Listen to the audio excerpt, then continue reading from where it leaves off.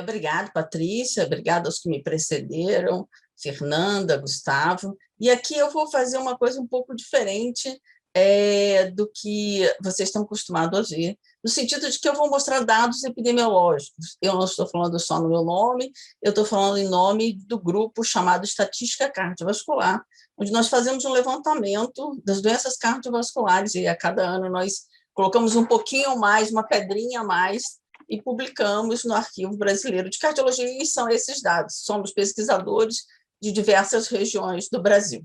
Então, para começar a história, eu queria chamar a atenção dos senhores sobre essas doenças cardiovasculares. Esses dados todos estão na última publicação, dados esses que eu vou mostrar a ação do Global Burden of Disease, como a Fernanda falou, mas com um olhar diferenciado, exclusivamente voltados para o Brasil. Chama a atenção dos senhores em relação não só à prevalência da doença cardiovascular, como já foi dito, a doença cardiovascular é responsável por cerca de 28% a 30% das mortes, mas chama a atenção que as mulheres têm uma prevalência mais aumentada da doença, até cerca de 2011, e ligeiramente os homens passam um pouquinho depois disso, em termos de prevalência de doença cardiovascular.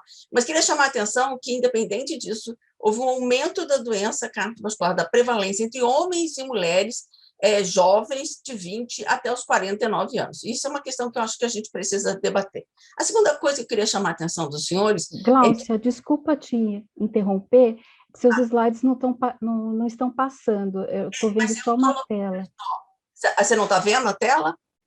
Eu vejo a tela, mas os slides não estão sendo passados. É porque, na verdade, eu tenho muito poucos slides, deixa eu só ver. Na verdade, ver se você consegue. Ele não foi para frente, porque para mim ele está andando, não?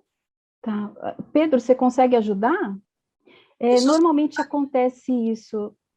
Eu nunca tenho problema. Assim, eu estava, inclusive, num evento agora, e deixa eu só ver aqui, de novo. Share screen. Vê se vocês conseguem ver agora. Está em modo apresentação? Agora sim. Agora foi. Isso, ótimo. Desculpa, Gláucia. Muito obrigada. Então, acho que ninguém viu os slides anteriores. Você chegou a ver esses aqui iniciais, Patrícia? Não.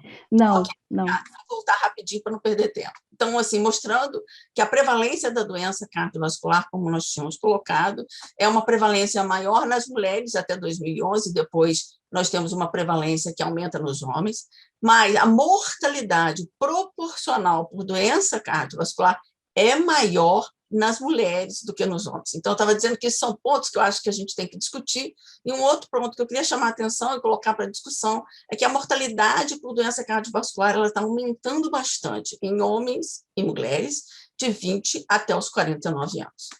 Aqui do lado, como a gente tinha pouquinho slides, eu só queria chamar a atenção de algumas coisas. Isso aí é o percentual das doenças cardiovasculares que são atribuídas aos fatores de risco cardiovascular.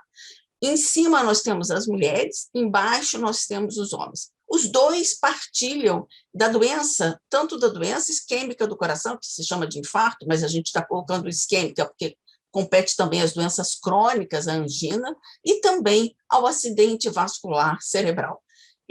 O colesterol ele contribui muito menos ou quase nada para as outras doenças cardiovasculares, e a gente está falando de níveis populacionais, e ele nas mulheres é o quarto fator de risco mais importante, e são dados de 2019, mas nos homens ele é o terceiro fator de risco mais importante.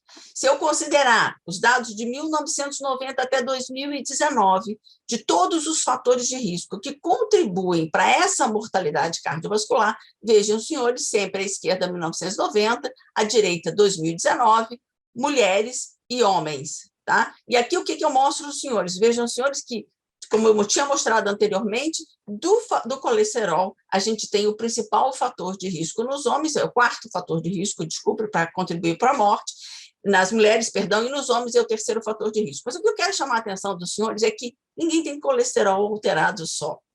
O doente cardiovascular ele é multidisciplinar. Então, ele tem aumento do peso, aumento da glicose, aumento do diabetes e aumento do colesterol. É uma coisa que se soma. E se vocês virem, ao longo do tempo, os níveis de colesterol, se eu considerar em todas as idades, aqui em verdinho, nada aconteceu. E nada aconteceu não é os de alto risco cardiovascular.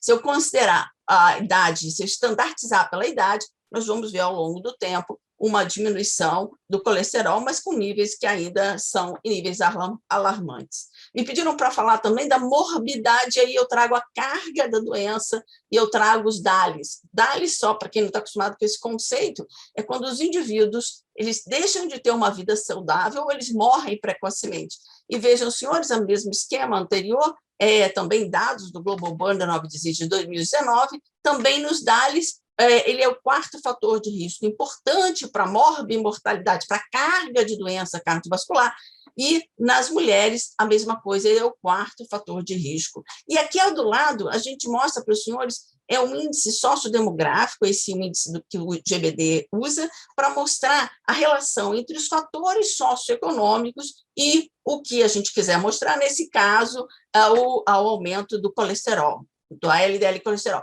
E há uma clara relação entre quem tem mais um índice sociodemográfico melhor com menor índice de colesterol. Isso é válido para qualquer um dos outros fatores de risco. Então, mostrando todos os estados da federação, na ponta menor, a gente tem o Distrito Federal, que é onde a gente tem esse índice, melhor índice sociodemográfico. E, para terminar, eu chamo a atenção dos senhores, e aí eu queria mostrar essa pirâmide que nós construímos. Eu trouxe só para a mortalidade, porque eu só podia fazer 3 slides, aí daí eu não mostrei muito mais coisa, mas a gente tem isso para DALYs também. Então, mostrando aqui, por sexo, sempre vermelhinho as mulheres, sempre azul os homens, e a faixa etária, né? Já que nós queríamos chamar a atenção da mortalidade precoce.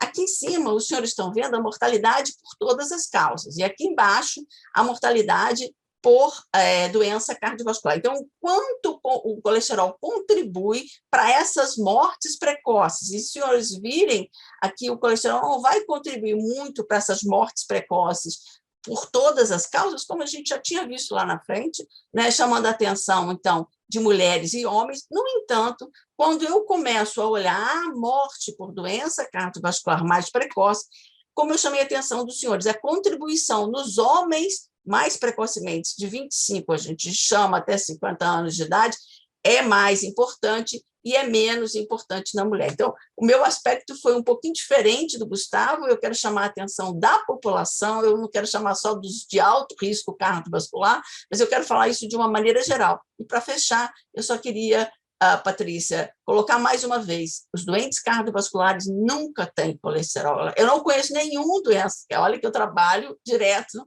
na UFRJ, trabalho direto com os pacientes, eles são a causa da doença é multifatorial e nunca o colesterol. Então, se eu quiser fazer alguma coisa para mudar essa história, eu tenho que intervir no paciente como um todo. Como o Gustavo falou, vender o conceito de saúde, que agora o que acabou de sair da American Heart Association de 2022, onde eles colocam os 8 fatores de risco que eu tenho que trabalhar como um todo, né? Incluindo nesse 8º fator de risco uma coisa que a gente não dava tanto valor, que é o sono. Então, o sono saudável se tornou um goal para ser atingido, uma meta para todo esse complexo de saúde que eu quero vender para o meu paciente. Muito obrigada pela oportunidade de estar com vocês.